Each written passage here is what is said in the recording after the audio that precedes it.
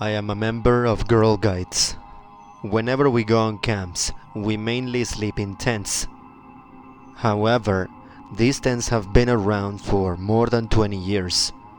They are very old, and there are a lot of tents with holes and issues, rips, poles broken, stamps, etc. Age-wise, I'm part of the older group, and in nearly every camp, the 10 to 13-year-olds wakes us up. So, we resort to telling them scary stories so that they would be scared to sleep for a little bit, and then they get tired, and after that, they don't wake up until like 4 a.m. We told a story about skinwalkers as we were near a forest. The woods have a graveyard, so while my friend told the story, I said quite dumbly, "Oh, you know, the graveyard that's filled with the victims of skinwalkers? Huh? It's over there, and lots of them are guides." As for my friend, let's call her Tessa, for privacy reasons. And frankly, I wasn't lying about the guides, but it's mostly graves from World War II veterans and other guides that helped during the war. It's then 11:30 p.m. and our leader says, "Hey, go into your tents now, girls." And after that, Tessa says, "Okay, girls, go on. Go on or the skinwalker will get you."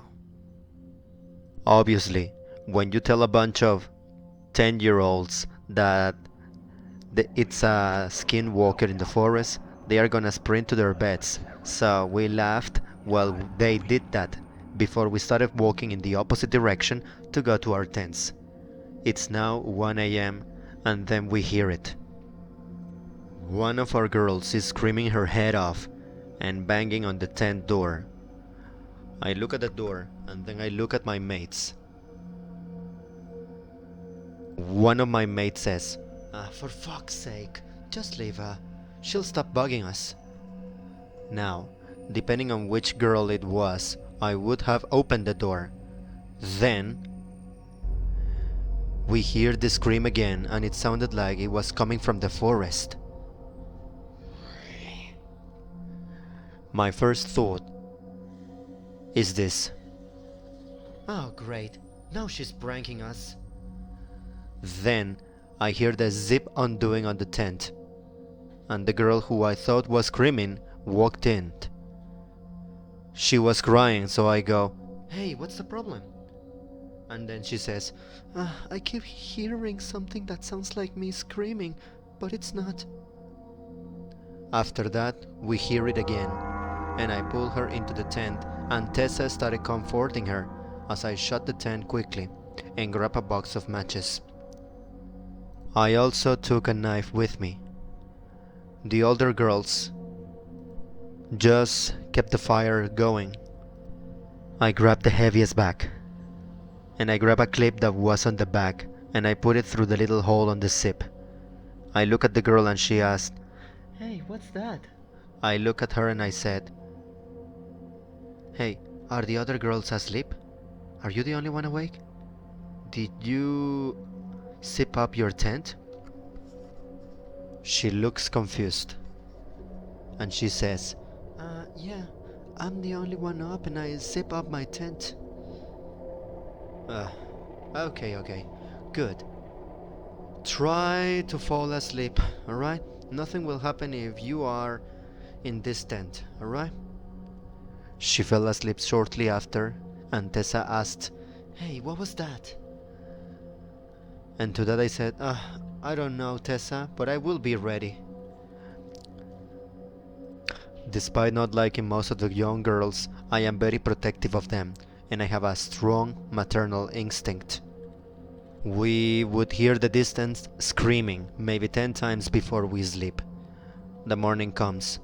It's 8:30, maybe 9 o'clock.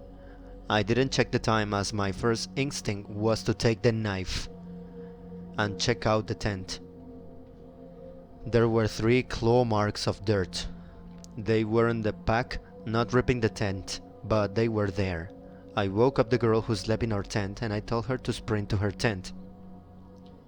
The leader calls us all for breakfast. Me and the other 5 girls, not including Tessa. We go there because Tessa was comforting the girl. She was still shaken up, and rightfully so. I decided to look at the forest. What truly horrified me was that the footprints, big ones, eventually turned tiny. And then they turned into hands, and then feet. Eventually they looked like squirrel prints. We ran out of the forest and we acted like nothing happened for the next 4 days. We discussed it on the very last day, and I didn't have the heart to tell the girl about what we saw. So when she asked what it was again, I just said, it's okay, don't worry about it. It's just a bird that mock screams, you know? Ah, so I was scared of nothing? This is the first time I have ever written or told anyone outside that camp. 2 girls came to the forest with me. They quit 1 week later.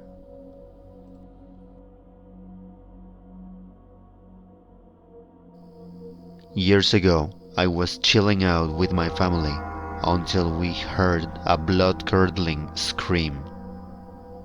We wanted to go out and go into the forest and see what it was, but something told us not to go out.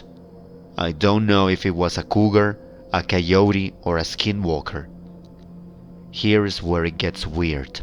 The next morning, we saw scratch marks on our front door, like something was trying to get in, like an animal or something. Then, a few minutes later, we heard a woman or a person yelling in the distance. Someone help me, please, help! But the forest is like a sinkhole, so I don't know how a person would dare to go down there at night and without a light source. What made it scary was that it was nighttime, and I heard that skinwalkers come or hunt at night. I wanted to go out and see what it was, but that feeling of something saying don't go out took over me. We still live at that house where we heard it. I now know not to go out and go in a forest at night.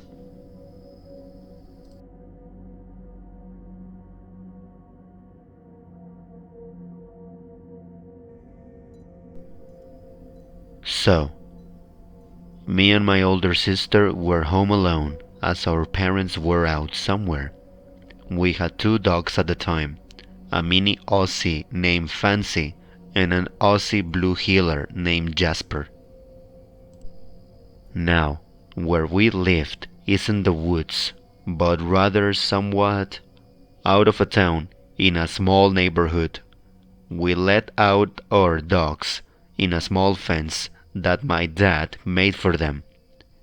There was a way in if you knew how it was put together. And a tall teen or a tall man could climb over the fence. We let them in after a few minutes because Jasper was barking. We had no neighbors in the house facing the fence, so we thought it was a cat.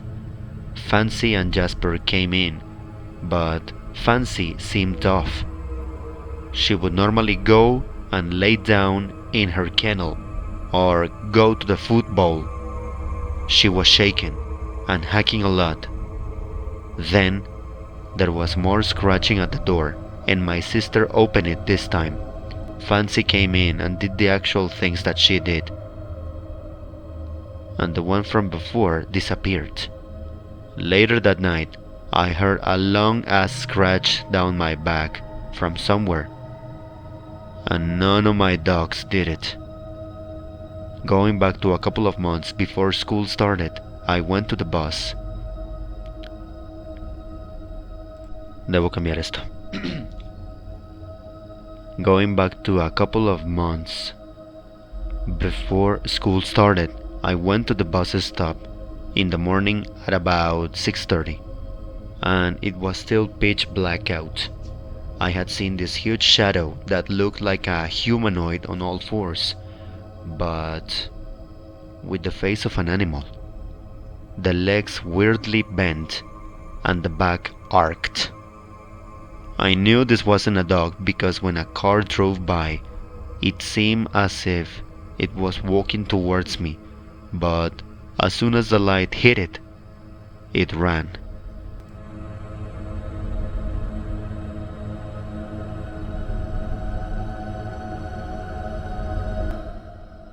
I think I encountered a skinwalker as a kid once, because years ago, when I was 10 years old or something, I saw my friend in this weird position that didn't look possible to be in. I'll call her Jay. The pose that Jay was in looked like a sideways cartwheel, but paused. Then it looked like it was forming into a deer because the head kind of morphed into a deer head, so I did scream and run away as any child would. Later, I found Jay with my brother and other friend. I'm not sure if my eyes and brain were just making things spooky because I was in the dark, but I'm not sure, to be honest. I do know that I was never walking alone after that experience because I did not want to see that happen again. I did feel watched after that, though.